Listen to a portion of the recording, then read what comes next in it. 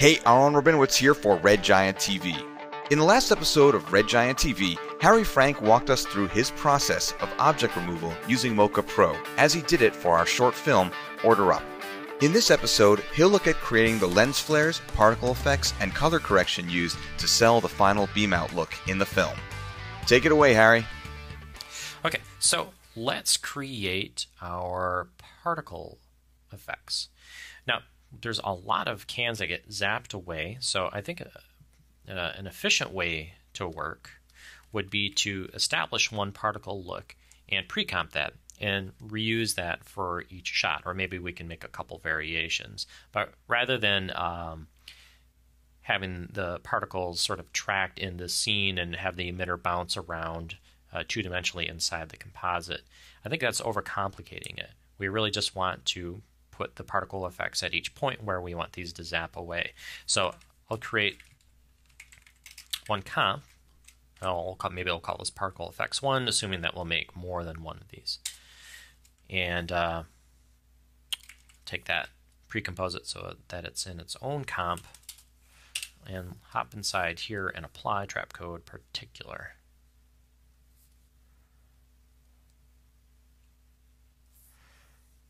So I'm just going to create a very basic burst here at first. So let's go to our particles per second and start it at 0. Set a keyframe, move one frame in. We'll maybe set this to 1200, and then a few frames later, I'll set this back down to 0. So we have the basic burst here. We'll also set this to a velocity that's quite a bit higher. In fact, there we go. A little caching error there. Ignore that. Just so I have this now, let's go into the direction and set this to directional. And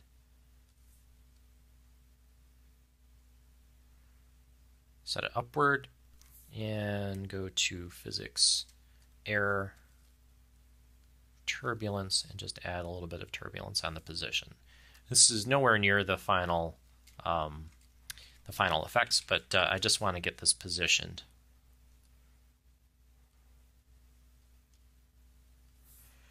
In fact, I think this velocity could be a lot higher.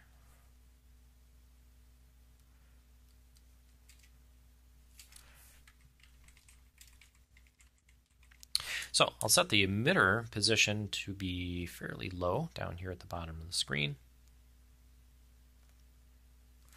And let's set our particle lifespan to be quite a bit lower, so maybe 1 second, and we'll have it on its opacity over life, fade out. We also generally want some life randomness in here. Okay, so there's just sort of a particle effects placeholder, and let's go into our shot here. And we already have our particle effects in here. We need it to start right about there.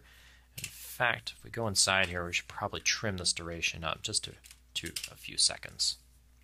There we go.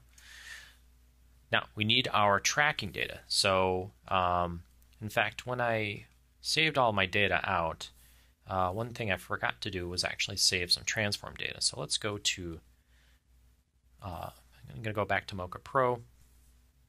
To my can remove, go to the parameters here, export the tracking data, and get that transform data, anchor point, position, scale, etc., etc.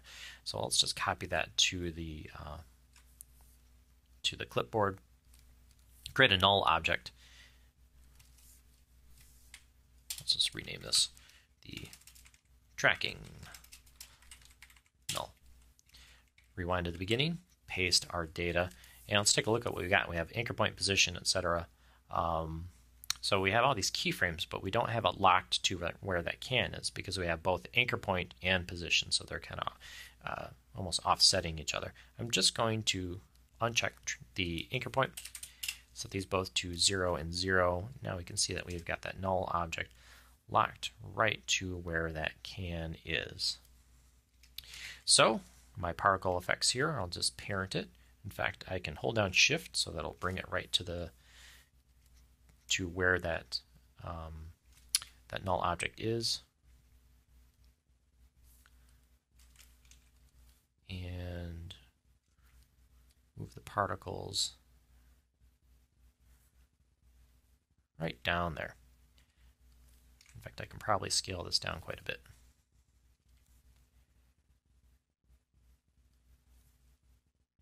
Okay, so let's jump back into our particle effects here. And in fact, so I don't skip over anything or take away from the lesson value of this, the educational value of going through this the particle settings here. Let's just start from scratch. So we're talking about making particles shoot up from low in the screen here. By default, particles in Trapcode Particular emit from a point, and they emit uniformly away from that point. And they default to 100 particles per second. So let's set this to 1500 particles per second instead of setting this to, we'll leave that at a point emitter, but instead of using a uniform direction where they spread out in all directions equally, I'll set this to directional. And by default, this shoots away from our point of view. So let's set this so that's aiming straight upward. Increase the velocity so that the particles are moving a lot faster at the point that they are emitted. Also add a bit of velocity randomness. And here the direction spread is basically how much they spread out from that point emitter.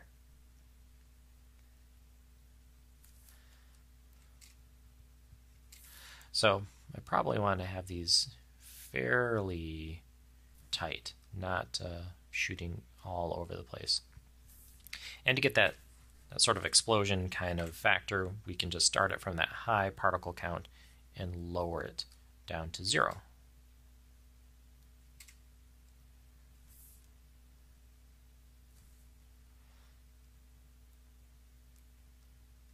Okay, so they're shooting upward, not doing a whole lot, but we'll get there. We don't need these particles to last very long. In fact, this lifespan right here, which defaults to 3, I'll set that to 1.0, but we'll add a little bit of life randomness, because if they're all exactly the same, it's just not going to be very realistic.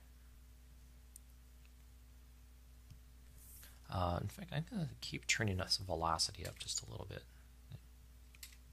There we go. I think that's a little better.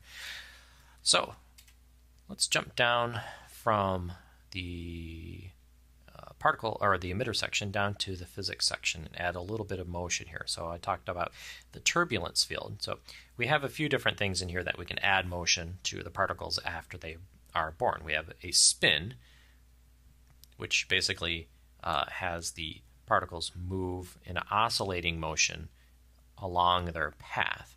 So sort of a sinusoidal motion, no randomness to it whatsoever. It just has a set frequency. So if we increase the frequency, they should be wiggling pretty quickly, or wiggling back and forth along their path. But to add that randomness factor, we can add turbulence and have a three-dimensional fractal field affect our particles.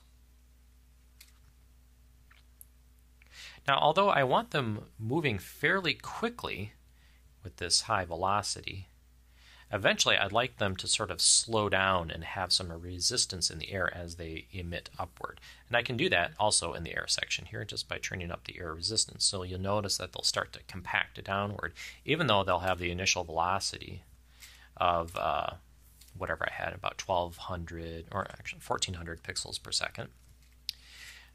But as they move through the air, they slow down. Now, in terms of the look of the particle itself, if you've watched any of my tutorials, I say this over and over, I generally try to focus on the motion of the particle and what the particle is doing, or the behavior of the particle, before I focus on the look of the particle itself, because I don't want to get caught up in tweaking the feathering and the color and all that until the particles, even when they are just basic white spheres, look and feel pretty good. So I'm feeling pretty good about that. Notice I have these fading up and down because this didn't get reset when I clicked on reset. So we still have our fade up and down over their life. I'll turn down the size, but turn up the size random and give it a little bit of blue because we'll be using kind of a blue flare effect, and we'll have these kind of match that. Also turn on motion blur for the layer. I turned this direction spread down, but I think we could use a little bit more spread on it to have them shoot out just a little bit. I think that works pretty well. And I think we could have just a little bit more lifespan on them. See how they kind of linger. Once the air slows them to a stop, they kind of sit in space. So one thing I can do, if I don't like them slowing to a complete stop due to the air resistance, is, well, actually a couple different things. I can set gravity to be a negative value, and that will have them float upward a little bit. In fact, if I turn that up, or turn it down, I guess, that'll make it a little more dramatic. I could also go into the wind and have the wind blow the particles upward.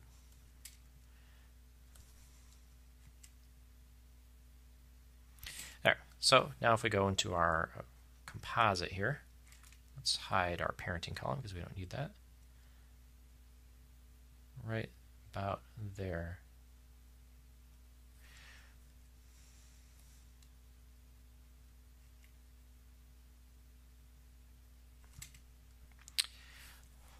So it looks good zoomed in here, but I think we need quite a larger particle. There we go. And we can tweak this as we go along. That's the other bonus of sort of starting with a comp that we're going to reuse over and over. Maybe cut the difference with this lifespan. And maybe just a little bit less on the particle count.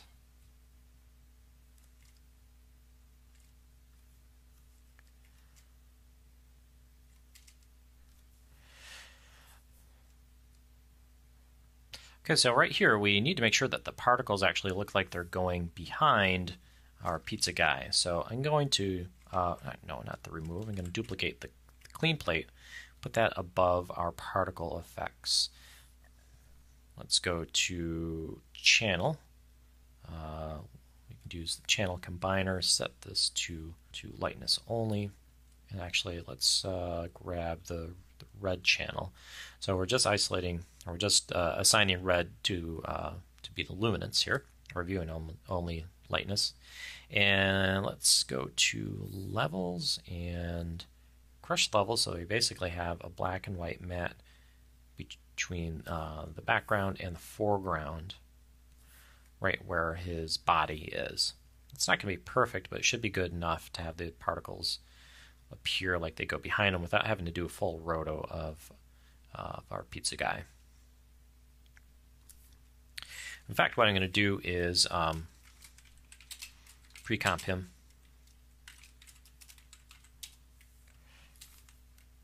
So that way I have all the effects inside here, and I can actually grab a copy of that the matte that we made,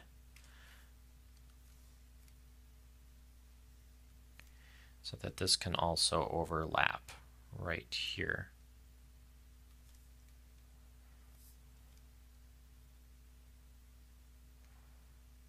Because I need to get rid of that can, as I think I mentioned earlier, that shadow is a bit harsh, so where things get zapped away right here, that's the only point that we're interested in, right there, that the can is removed from that matte.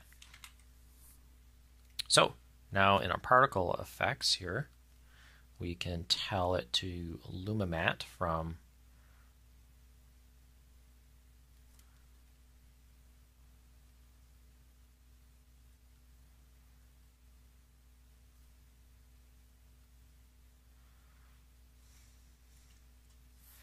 looks like we have one popping through his chest there, which means I need to bring the levels up in general. There we go. Let's try that. Okay, so we got the little particle effect going on back there. We got our matte, our tracking, all that set up. Mainly what's going to sell this shot is a little zap using a lens flare. So let's set this on a black layer, KLF, and we'll use Null Light Factory to get this done. Let's go to rendering and set this to unmult so it gets rid of that black. And I'm going to, rather than use expressions and connect things with the null object, I'll simply create a light and attach the light to the object. I'll just parent it. So I'll go to parenting column, hold down Shift, and put that light right where the null object is, and then in Null Light Factory I'll simply click on Use Lights and it'll use that light right there. I'll go into my options here and I'll select a preset. In fact, there's a preset that should ship with your copy of Null Light Factory called Order Up.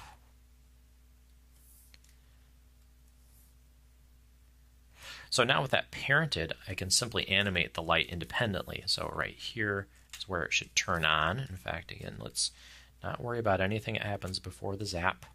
Or maybe we get one extra frame in there. But right at the can zap, set a keyframe for the position, and this is going to move quite quickly. So I'm going to move this up. And up would be in the direction of this light. Not this way, but this way.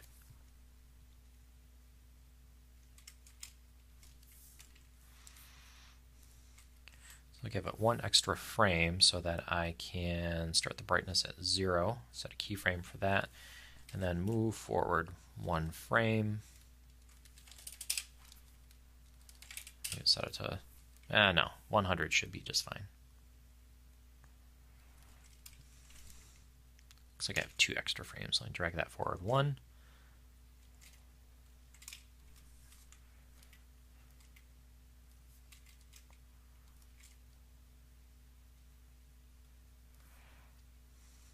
So as it moves up, I'm going to give it a little bit of a flicker just by going in Behavior, set this to flicker.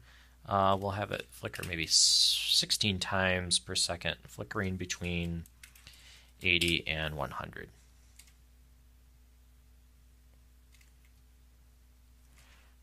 And how fast we want it to go is kind of up to us. Let's say that's 10 frames right there. Shift command left right. So it probably should be quicker than 10 frames. So I'll drag it just inside there. Also on this lens flare, I probably want to set this to either screen or perhaps add, give it a little kind of a blown out effect.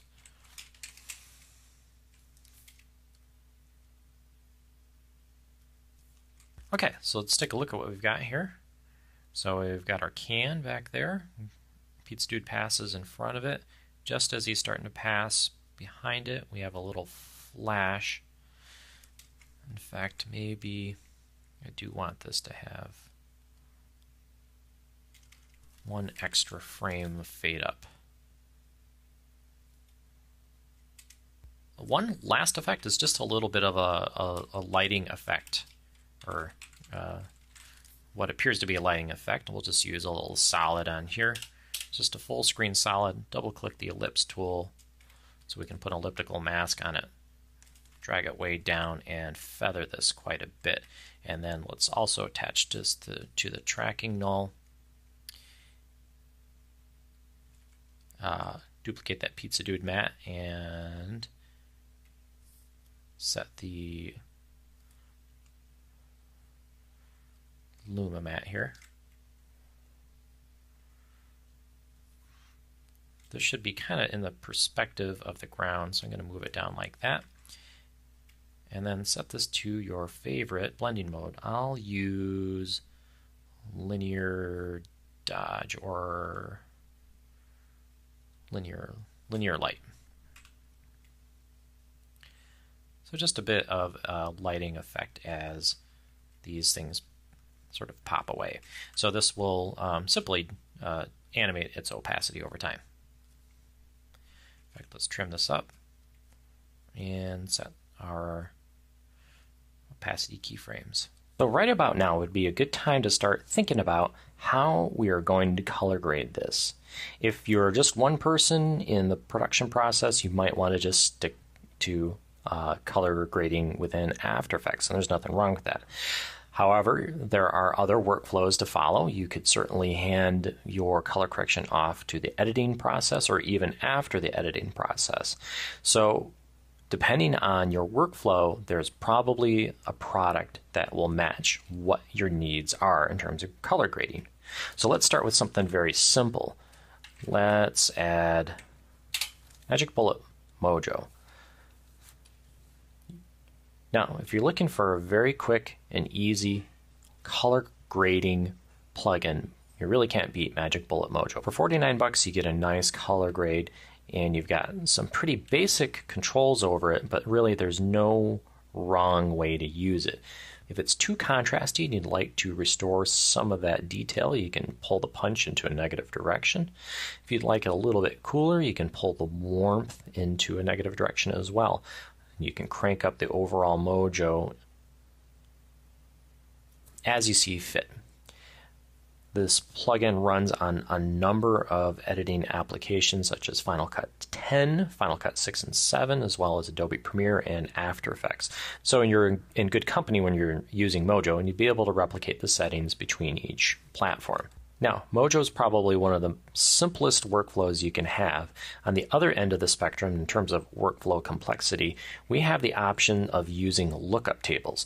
Now, these are really handy if you'd like to apply the look of color correction, but be using a file that is universally used across your production process. So the effects people, the compositors, the editors can all use the same file, and everybody will be seeing the same color correction process.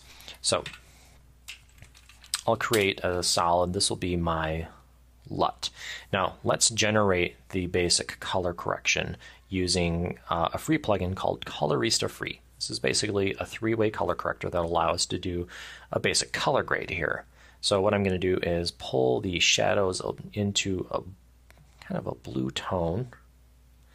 Now in the midtones, turn this effect off, pull up our info so we can get a color readout. If we hover over the concrete down here, we can see that the colors tend to favor the red channel, which basically means that this concrete is a little bit on the red side of things. So I'd like to counteract that a little bit in the midtone. So I'm going to go in the opposite direction from that red and pull it down into a teal. Let's also turn it on so it's actually doing something. Actually going to back off these shadows just a little bit. Pull this midtones into the teal, and to give a little bit of contrast to that blue that we've been adding, I'll pull the highlights into kind of a yellow. There. So let's say sitting in the comfort of our own living room or on our laptop, we've generated a look that we are happy with and we'd like to share with everybody.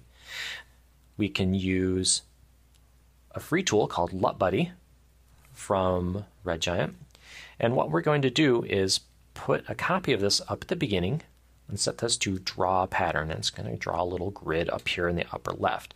And then we're going to apply the color correction, so the color correction gets applied to this standard grid. And then again, we're going to apply LUT Buddy, and we're going to read the pattern. So essentially, we're reading the color correction. Everything that we've changed in the shadows, midtones, and highlights, everything that we've shifted around is being read by this plugin right here. So if I go into my options here, I can simply export this and call this order up. Let's replace one that I've already written, and I can say OK. So now I have a standard LUT or lookup table that I can share with everybody that can read a LUT. In fact, LUT Buddy is available for a number of different platforms, such as Adobe After Effects, Premiere, Final Cut Pro 6 and 7, as well as Motion. And being that a lookup table is actually a fairly industry standard thing, you're in good company being able to share and import and export different lookup tables for different color correction platforms. So rather than have all this stuff applied, I can simply go to LUT Buddy, or I can even go to my effects here under the Utilities section and just use the standard Adobe Apply Color LUT. And I'll just throw that on my adjustment layer, and then I'll choose that lookup table. And then we've got the standard color correction that we've added before. Pretty cool. Now, one thing we're going to lack when we're just using a lookup table is the ability to use anything that isn't over the entire frame.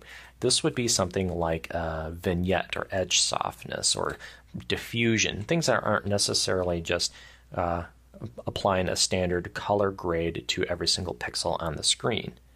And that can be a big part of your overall look or color grade. So to do that, you might want to use something like Magic Bullet Looks. So over here on the right, I can pull up tools that are divided into 5 sections, such as Subject, Matte Box, Lens, Camera, and Post. So in the Matte Box here, I could add a little cool fog diffusion. And then I can jump over to the Lens section, drop in a vignette, and pull that out. So we're just kind of getting the edges. I'm going to hop over Camera and jump into Post right here. I'll add some curves in here, which if I add some contrast to this is basically going to create kind of an S curve. And then to control the colors, I can use the same Colorista 3-way color corrector that I was using before and do the same types of settings here. So a little bit of blue, a little bit of teal, and a little bit of yellow. Now notice the chain goes in a certain direction. It goes from the subject through the matte box lens into post. So notice that when I apply my curves here, it's actually affecting the vignette. So back at the vignette, I might want to go in and reduce the strength of that vignette just a little bit. So in terms of sharing this, I can't really share this via a lookup table, although I could try, but things like this vignette aren't going to accurately be represented in a lookup table. Neither would diffusion. So to be able to share this, I would simply want to save this as a look.